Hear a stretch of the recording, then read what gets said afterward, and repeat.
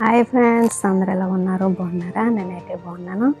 ఇవాళ అయితే మనం మస్కట్లో ఉన్న మథురా దగ్గరికి అయితే వచ్చామండి. మథురా దగ్గర చూస్తే ఇక్కడైతే పెద్ద కొండ అయితే ఉంది, చాలా బాగా ఉంటుంది.